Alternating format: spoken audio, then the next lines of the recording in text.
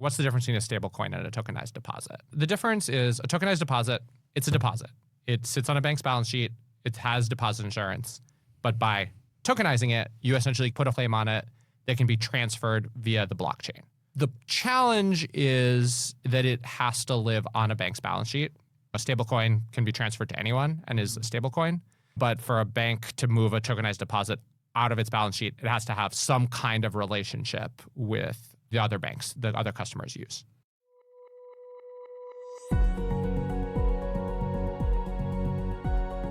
You're listening to State of the System, the podcast that brings clarity and perspective to financial regulation.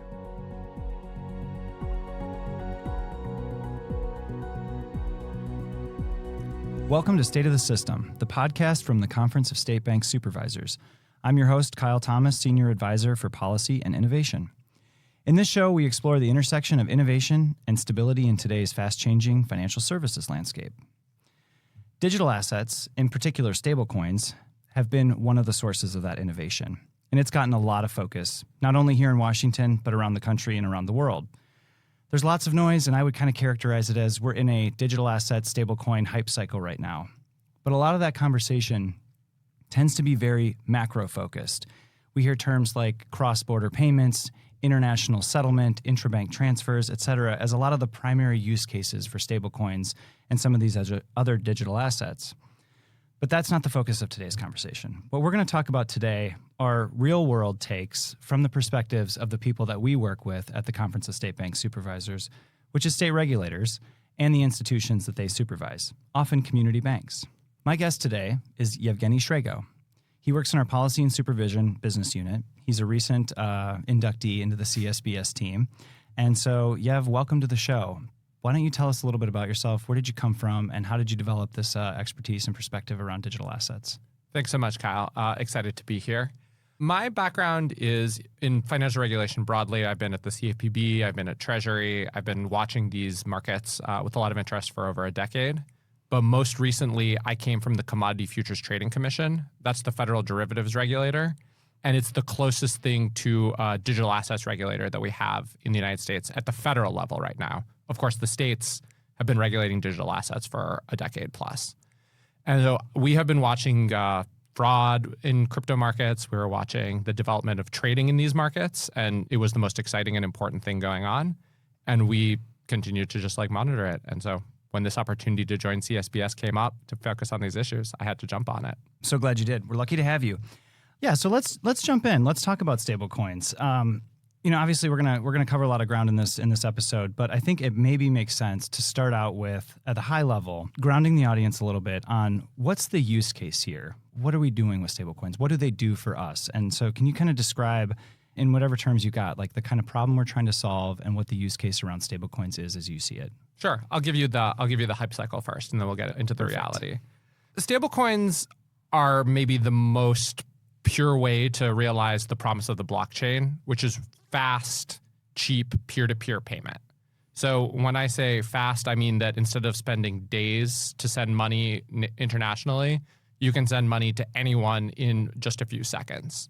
Cheap, instead of $15 to $50 to send a payment to a different country, it can cost less than a penny to send it. And so that's a big opportunity, and it can be sent to people who don't have bank accounts. The global remittance market is often money being sent from the US to other countries, and so you don't need to have a bank account to get money on a stablecoin. Okay. So it's money movement. That's what we're talking about here. And big companies, they want to move money around. They might need to move money from one country to another across time zones, and stablecoins allow that to happen quickly as opposed to waiting for banks to be open in both places. Okay, that makes sense. So that's kind of a definition of what the use case is. Give us a sense of the market for this, and the market and maybe the scale that we see today. Because as you mentioned in your opening remarks, this innovation is a way to harness the blockchain to solve the payments problem that exists globally, also domestically. And as such, this innovation has not just started here in the last couple months. It has been around for a little while. You mentioned experience regulating this, and the states have been regulating companies that have been getting into this. But kind of where are we at in the scale adoption? Who's using it? Sure. So first off, it should be important to note that when we talk about stablecoins, we're really talking about US dollar denominated stablecoins. It's like 99% of the stablecoin market. And that market, it's about $30 billion in transactions daily. And there's about $300 billion in outstanding stablecoins. Market is really dominated by two big companies. First one is a company called Tether. They're based in El Salvador. They're sort of what we might call the OG, original stablecoin issuer since 2014. Yep. They issue about $180 billion. The other one is a company called Circle in New York. They issue a stablecoin called USDC, about $75 billion. Both of these are what we'd call reserve-backed stablecoins. So that means that for every dollar of stablecoin outstanding, these companies claim to have $1 in reserve assets. Circle is all in money market mutual fund. Tether, a mix of treasuries and other things, including maybe some crypto and Bitcoin. Let's pivot. So that's kind of the high-level overview. That's kind of the size, scale, the use case around this. We spend a lot of time here at CSBS talking to state regulators, obviously, that's who we work for, but also the banks and the institutions that they supervise. And in those conversations, I think there's a gap. And the gap is essentially how it's been framed to me is, what is in this for me? As your average community banker in Montana or in Texas or in Florida, what do I need to be thinking about? Or what is in this for me? What kind of changes to my business model should I be making? Maybe should I be thinking about making? Or is this just something I need to be monitoring and understanding just at a high level? Yeah. And I Tough think, question, I acknowledge. But and I'll give you the best answer to that question, which is, of course, it depends. Yeah. It depends on your business model. It depends on your risk appetite. Right now, most banks are very much in that wait and see kind of place to see how the market develops. There are a lot of ways to get into stablecoins. A bank could be an issuer. They could have their own stablecoin. They could be a white label issuer. They could work with a white label issuer, so they could have a stablecoin that is branded as that bank's, but actually managed by someone else. They could just use existing stablecoins to send payments, to help their customers do payments. They could also hold on to the reserve assets, so they could be the ones who custody those assets or custody stablecoins. And they can be like a portal for their customers to use stablecoins with what's called a wallet. Right now, mostly what they're doing is very little. Only about 6% of community banks have thought about using a stablecoin in any sort of sophisticated way, according to a survey by the American Banker. Interesting.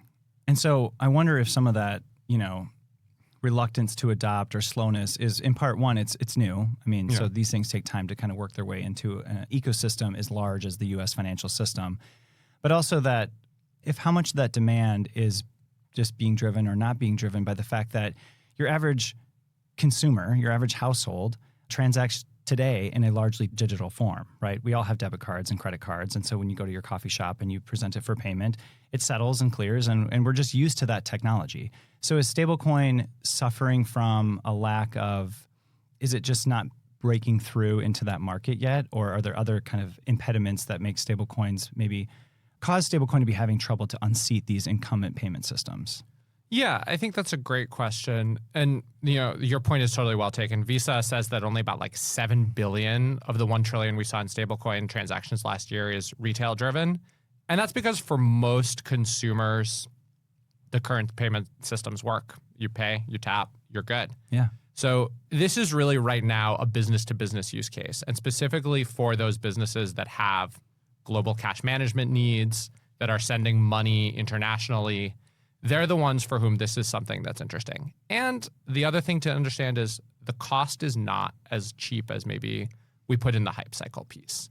So yes, it's very cheap to send a stablecoin. The challenge is on the other side, you either need someone to accept that stablecoin as payment, or you need to turn it into the fiat currency of the country you're sending at.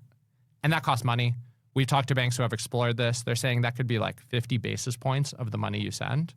So if you're spending $1 million, that's $50,000 right there. So it's not necessarily that cheap when you actually get into the technical aspects of it. Sure. A lot of new technology starts out relatively expensive, relatively low volume use cases. But as that technology develops and grows, a lot of times those costs come down, the efficiencies, the scale and stuff all kind of accelerate. Yeah. And so, I mean, we saw that with credit card adoption, decades ago. And maybe we're likely to see that with stablecoins, maybe we're not. So one of the things that's kind of baked in to the existing and very familiar payment rails and payment systems are protections for both the institutions, the merchants, and consumers around issues like fraud, cybersecurity, money laundering, et cetera. So can you talk about those things vis-a-vis stablecoins? What does the landscape look like for fraud, consumer protection, money laundering, cybersecurity, et cetera? Yeah, I think that's a really important question and gets to the heart of the Genius Act, which we'll need to talk about. Right now, it's pretty unclear and it's pretty limited. Fundamentally, one of the promises of the blockchain is that it's an irreversible payment. So if somebody defrauds you, that money is gone. Yeah. And of course, it's also another promise of the blockchain is payment anonymity. That means it's often hard to find that person, even if they have committed fraud, to have law enforcement get the money back. Right. So there's a big risk there. One thing that recently I was talking about is the practice called crypto draining, where someone will offer basically like, here's a few dollars, whatever, just accept my wallet transaction. But it actually sends this malicious code in that then completely cleans out somebody's wallet. And then, they'll go through some mixers, they'll do some different ways to anonymize it, and that money can never be found again. Now, there are arguments, there have been court cases saying that some of the payment requirements do apply to stablecoins, to digital asset exchanges. They do have to follow Reg E on all these other requirements, but that's sort of like contested, and there's not a uniform regulatory framework there right now. Okay, got it. Yeah, so you alluded to in that answer, the Genius Act. Yeah. And I think now's a good time. We didn't want this episode focused on the Genius Act, and I didn't think it felt right to kind of start there when we didn't really even understand the problem and the size and the scale of what we were talking about. But in July, President Trump signed the Guiding and Establishing National Innovation for U.S. Stablecoins, or what's now commonly known as the Genius Act. And now the agencies and the state regulators are working to promulgate rules and implementation guidance to carry out that law into production. So let's break down the key provisions of the Genius Act. How do you think about it? What do you want our listeners to know, recognizing that there are a lot of state regulators, community bankers, and state-based financial listeners here? Yeah. So the goal of the Genius Act is to address some of the big problems that have plagued the stablecoin market, creating more confidence and allowing people to adopt some of these issues. So it requires anyone who wants to issue what's called a payment stablecoin in the U.S., and that's just any stablecoin that's redeemable dollar for dollar, to register with either a state or a federal regulator and be subject to their licensing and oversight. So, and that's the issuer. That's the issuer. The entity minting, is the term I hear. That's right. These stablecoins. That's right. And so that kind of closes a regulatory gap, it wasn't always clear who had sort of federal oversight. The states obviously had oversight in those places, but it creates a federal or state nationwide regulator for those issuers. It bans anyone from marketing or selling payment stablecoins that are unlicensed. Everyone has to follow those rules. And then it sets up prudential standards for issuers. So, we talked before about Tether's reserves. It sets very clearly the reserves have to be dollar for dollar in asset, and it has to be high quality liquid assets, treasuries, cash on deposit, very short-term repos. So it makes it easier that if people do come and ask for their money, they're comfortable that the money is there. It requires capital and liquidity standards, again, to make sure that the issuer is able to operate and meet its operating requirements.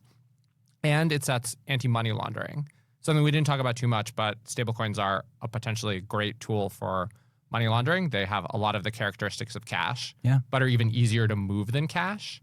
And so this requires issuers to have anti-money laundering policies and controls in place to block money if it's used for sanctions avoidance. Okay. So a lot of safeguard stuff. Yeah, exactly. Both on the prudential side and on the consumer side, That's right. Potentially. If this is all kind of enacted in the spirit of the law is what we're looking for here. So you've said a couple times here, state and federal. Yeah. Obviously, CSBS, that matters a lot to us. What role do states have in the Genius Act? Can you kind of break that down a little bit for us? Yeah. I think it's important to start with the fact that, as I said before, states have been regulating digital asset providers, service providers, and stablecoins for up to a decade now. And money movers. For longer than that. For a long time. And they've been licensed at the state level for decades. Yeah. And although the Genius Act will preempt this, many stablecoins right now are treated as stored value under state money transmission laws. Yep. So the Genius Act says all previous regulatory regimes are moot if stablecoin has to be regulated under the Genius Act. But states can set up their own regulatory regimes and allow non-bank issuers of stablecoins to issue stablecoins under that state regime. And the main requirement is that the state regime be substantially similar to the one in the Genius Act. What does substantially similar mean? We're going to maybe have to wait for Treasury to tell us a rule. But in our view, and we've sent a comment to Treasury laying this out, Substantially similar means it has all the same prudential and reserving and consumer protection requirements as the ones in the Genius Act, and the state regulator has the authority to enforce those requirements. On top of that, banks can issue stablecoins. Insured banks can do it through a subsidiary, and that includes a lot of state-chartered banks, sort of the core regulatory area of the state bank supervisors. Although the federal regulator of those state-chartered banks has the authority to approve it, whether they can issue them, it's still in the authority of the state banking regulator to oversee them for compliance with the Genius Act, compliance with state consumer protection law. So they'll continue to be closely involved in the issuance of stablecoins. Got it. Okay.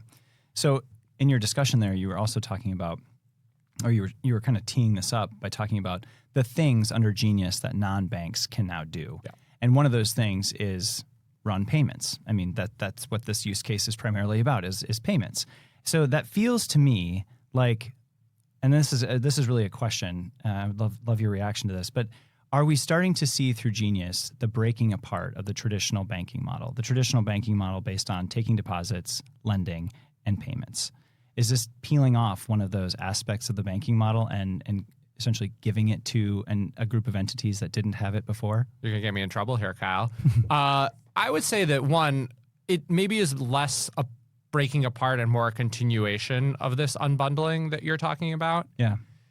I think that there are certain things that will happen with stablecoins that are absolutely going to change the game in payments and allow non-banks to get more into this business. But of course, we already have non-bank money transmitters that do payments under state licenses. Yeah. And so I think this is just creating a different avenue. CSBS's view that we send in our comment to Treasury is that this should only be a tool for digital asset transmission, that stablecoin issuers should not be able to use their stablecoin and do the full part of money transmission. Basically accept money from a customer, convert it in their own stablecoin, move it to someone else's customer, and give somebody cash on the other side. That's beyond what they should be allowed to do, because they're not licensed for it, they're not capitalized for it. They're licensed and capitalized for a very specific activity. So the term narrow is kind of like exactly right. How we've been phrasing like our wishes for this is like, keep it narrow. Yes, there's a new competitor on the block doing a piece of what has traditionally been reserved in the banking and money transmission worlds, but this is a pretty, at least so far, narrow authorization. Yeah. I expect that in many cases, these companies will add a stablecoin issuer to their sort of affiliate portfolio of companies, but that they're not going to totally move everything in their money transmission business into a stablecoin issuer. And that, by the way, we've heard that and publicly has been said by some state regulators who have money transmitters, that we're going to go both and, not either or. Right.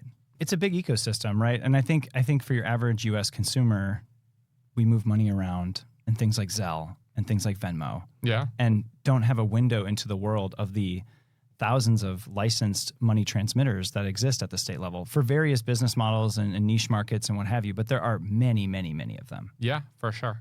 And I think in many ways that may be that we have just a couple of big stable coins that become sort of the pipes that all of those money transmitters use to move their money through. I've wondered about that too, because it seems like a key goal in running payments, whether it's domestically or abroad, is to achieve ubiquity, that whatever I'm minting and using to transact is universally accepted everywhere else and can just kind of exchange. So it seems like that's a hurdle that these companies are all going to be trying to cross or jump over, and we'll see. I guess is the way to do it. That's right. The question of where the moat is and who's getting commoditized is one that I think is very much in play over the next few years. Yeah, but it's taking a very competitive market approach to this, and so I think it's going to go the way of a lot of things that have gone this direction, which is may the best and most efficient win. Yeah, and of course the existing payment players, they're not sitting still either. PayPal has launched its own stablecoin. That's probably the third biggest one right now.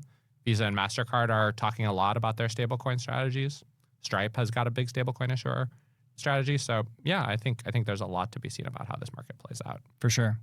So we talked a little bit about the market and the implications it could have on the existing institutions in this market, but I also want to talk about consumers and the consumer protection provisions within Genius, because consumers are the ultimate, bearers and users and holders of this, unless it's a kind of a business-to-business international settlement type transaction. So what did Genius bake in by way of consumer protections? Yeah, so there's a few different things. One, Genius is in and of itself a consumer protection statute. By making sure that your stablecoin is properly reserved, It means that it's more likely to be there. 2, it puts in protections if the stablecoin does for some reason have a run on it and the stablecoin issuer goes bankrupt. The stablecoin reserves are supposed to be custodied, so they're supposed to be sort of a little harder to get at, and they're supposed to be protected, have a higher priority in bankruptcy. So if a stablecoin holder should be able to get access to those reserves if the stablecoin issuer goes bankrupt. Finally, and really important, it preserves federal and state consumer protection law. Very explicitly says federal consumer protection laws all apply. State consumer protection laws, except for state licensing and chartering laws, are not preempted for either state issuers or federal issuers. There's been some attempts by the OCC, who's the one who will license non-bank federal issuers, to say, state laws don't apply to our national banks. They have not always won in court on that. And in my view, it would be both bad policy and bad law for them to say, the Genius Act says that state consumer protection law applies, but actually we know best. We're not going to enforce those laws. We're not going to apply those laws. Yeah, we have a system today that works, that Yeah. limits preemption in very specific instances. That's right. Otherwise, home state and state rules apply to the consumer who resides in that state. And that's an important aspect of our financial system. That's right. And, I think there's actually going to be a lot of interesting legal questions that rise up there. Like when you talk about, are they going to operate as payment processors? Okay. Well, then do they have to comply with EFTA and Reg E? And what does that mean? What does a payment confirmation look like for a stablecoin issuer? EFTA being Electronic Funds Transfer Act. Yep. Sorry. No, not at all. So bringing it back into the banking space, you've used the phrase a couple times now, payment stablecoin issuers. One of the ways you talked about banks being able to kind of get into this game potentially would be to stand up a subsidiary to serve as that issuing entity for payment stablecoins. Let's talk a little bit about other options, or how could banks who are interested in getting into this game get into it? What's the kind of roadmap for them? And recognizing that some of the rules and regulatory approaches here are still in development. Yeah. So, again, the most simple way is to stand up an issuer and apply to whatever their existing federal banking regulator is through that subsidiary to issue stablecoins. Another one is to be the custodian. So the reserves, as I said, the reserves have to be custodied. That means they have to be held sort of separately from other funds. They can't be all commingled together, except pursuant to very specific legal rules. And so there's limits on who can be the person who holds those stablecoin reserves. Banks are one of the biggest groups that can. And banks have a particular advantage here because banks can treat those custodied reserves as what's called cash on deposit. So they can use it to fund loans. I think there are some caveats there. Banks will need to think about, okay, is this money really hot? Is it going to run away from us really fast? Is there going to be a concentration limit that the regulators put in to say, okay, you can't have more than like 2% of your deposits in stablecoin reserves? Right. And then, beyond that, banks can also now hold stablecoins. That was true before, but now is like confirmed. And they can custody stablecoin keys. So that's a way to bring in customers, say, give us your stablecoin keys, we'll protect them. We'll make sure that they are safe here. And that like the old safety deposit box model. Basically, but the digital version of it. Yeah. That's right. Interesting. And I asked that question because one of the most frequent points of concern from the banking community, and it's a pretty simple question, and it doesn't have always an elegant answer, but the question is essentially, if stablecoins really take off and suddenly my current depositors are moving their funds into a wallet, a stablecoin wallet, those are dollars I don't have in my bank to lend and disintermediate and fund local community credit needs, et cetera. One, is that a real concern? I know we talked about this, the on-ramp and the growth of this is TBD, and it's growing, but are there responses or structures a bank who's really concerned about that, or if a bank starts seeing a lot of deposit outflow into these types of wallets, are there responses a bank could take to perhaps protect themselves against that? Yeah, it's a very real concern. So in essence, if people move money from deposits to stablecoins, they're moving money from deposits to U.S. Treasuries. So instead of lending money to their communities through deposits, they're lending money to the U.S. government.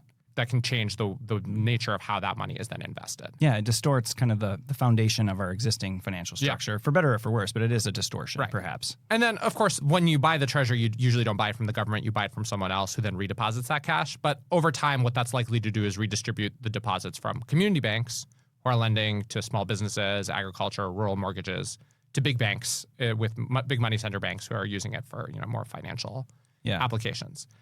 And Congress recognized this, and so Congress put in one really important provision, which is that it bars stablecoin issuers from paying interest or yield to people who hold stablecoins. The idea being a stablecoin is a payment instrument. You buy it, you use it to make your payment, and then you get back into whatever safe asset you hold. Because, of course, stablecoins are not insured, unlike deposits. So if stablecoins could start to pay interest, or if there are any enterprising stablecoin issuers and collaborations between companies who are finding end runs around this, I'm smiling because I know that there are some talk about this, and I kind of want to explore that a little bit more. What existing restrictions are there, and how durable are those restrictions? Yeah, so there's this ban on paying yield or interest to stablecoin holders by the issuer. And I say by the issuer, it's really important because what a number of companies and issuers have sort of concluded is that this doesn't apply to third parties. It may not even apply to affiliates. So probably most famously, Circle has a really close partnership with Coinbase. Circle actually pays most of the revenue it earns from the interest on its reserves, which is how stablecoin issuers make money, to Coinbase. And it pays it to Coinbase based on the number of USDC coins held at Coinbase. Coinbase has an incentive to get you to hold your USDC at Coinbase. Yeah. Coinbase uses that incentive, offering yield, interest, like 4 or 5%, I think, or more sometimes, to people to hold their USDC at Coinbase. Interesting. So, okay, like let's just work this out. USDC not allowed to pay interest to holders. USDC instead pays all of its money to Coinbase. By the way, that might be paying interest. It's often banned. We'll have to work that one out. But USDC pays money to Coinbase. Coinbase pays that money to holders. Is that really the issuer not paying interest just by like putting an intermediary in? It feels like it is to me. It feels like it is to me too. And maybe even worse example, honestly, is PayPal's stablecoin. Not issued by PayPal, issued by a company called Paxos. So branded PayPal USD, you buy it from PayPal, not from Paxos. And yet, if you were to read the Genius Act prohibition narrowly, you would say, okay, but PayPal can pay it because they're not the issuer. It seems to be sort of like getting around the spirit of the rule. Yeah. The federal banking regulators have the authority to make anti-evasion rules. CSBS has suggested that this is a really good place to do it, to make it clear that like, okay, downstream, somebody really has no business affiliation. They want to pay some kind of yield. I think some merchants are interested in this to get around interchange. That might be okay, but not if you're like a business affiliate of this other company. Separately, there's discussion about doing this in the upcoming market structure regulation. So there's a second bill to regulate non-stablecoin digital asset markets. And that's another opportunity. And we've heard some senators express interest in that as well.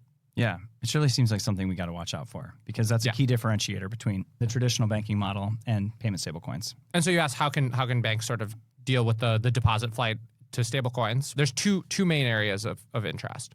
One is stablecoin consortiums. So remember, banks can be issuers. Yeah.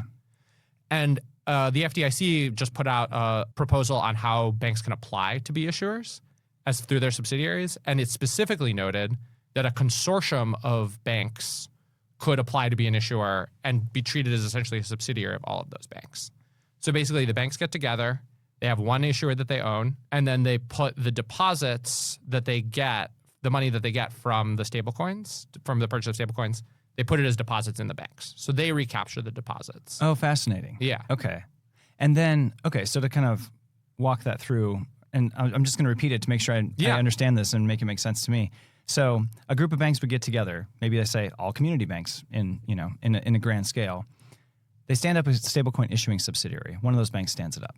They start minting stablecoins. Mm-hmm. So the dollars in the consumer economy that are flowing into that payment stablecoin issuer and getting converted into stablecoins, those dollars go into the sub, but then get downstreamed into the banks in that network and are then held in typical garden variety deposit accounts against which the institution could lend and maintain a foothold or a hold on those otherwise deposits that would kind of flee the system. That's exactly right. Huh, that's fascinating. Yeah. And so there's like groups out there exploring this right now and kind of kicking the tires on this concept. Yeah, there's discussion, a few different groups we've talked to who are interested. It's genius. The other option is tokenized deposits. Mm-hmm. So I think this is a question we get the most, which is like, what's the difference between a stablecoin and a tokenized deposit? Yeah. And the difference is a tokenized deposit, it's a deposit. It sits on a bank's balance sheet. It has deposit insurance. But by tokenizing it, you essentially put an ownership claim on it that can be transferred via the blockchain. So you can get those advantages of stablecoins in terms of fast transfer, cheap transfer, but you do it in a form that gets deposit insurance. It's great, right? The challenge is that it has to live on a bank's balance sheet. A stablecoin can be transferred to anyone and is a stablecoin. But for a bank to move a tokenized deposit out of its balance sheet, it has to have some kind of relationship with the other banks that other customers use. You know how they can do that? Consortium. Yep. So all having access to and sharing that same blockchain. Exactly right. And so there's a discussion of that, and sometimes in parallel of saying, okay, but when we move money between us within tokenized deposits, when we move money outside of our system, we'll use a stablecoin. And you can easily transfer those things between each other using the blockchain as well. Yeah. Yeah, I wonder how much the average U.S. consumer is going to be able to kind of comprehend all this stuff, or if a lot of what's happening right now is essentially like a rewiring and a rerouting of the pipes and the wires that run the U.S. financial system, and if much of that might just be happening behind the scenes, and at the end of the day, we don't really care if my bank is transferring it to somebody else's bank using a tokenized deposit, using a stablecoin.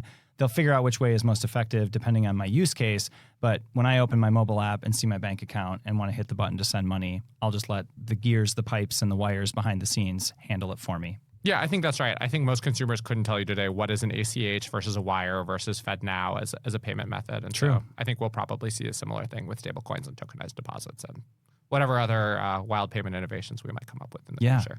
Yeah. Could be a good episode. Future casting in the payments industry. We can talk about agentic AI all day too, and how that ties to stablecoins And quantum. Oh yeah, that's on my list. That's fun. So what's next when it comes to stablecoins regulation? In particular, what's CSBS kind of advocating for at this moment in time? Yeah, Congress set a very ambitious agenda in terms of getting the Genius Act up and running. And the big thing right now is Treasury and the federal banking regulators have a raft of rules due the middle of 2026 to say basically implement all of the like high level requirements around capital, liquidity, reserves, the state comparability determinations, basically everything that you have a question about, they have to answer. So we're going to see, I expect, a lot of proposals in the first quarter of 2026. CSBS will be commenting on those to make sure that they continue to respect the role of the state system, right, respect the difference between issuance and other banking activities, maintain consumer protection. That's going to be, I think, taking up a lot of my time. Yeah. Along with that, especially as states start to see those rules unfold, they're going to be thinking, how do we want to put in our stablecoin regulations? What are we going to do?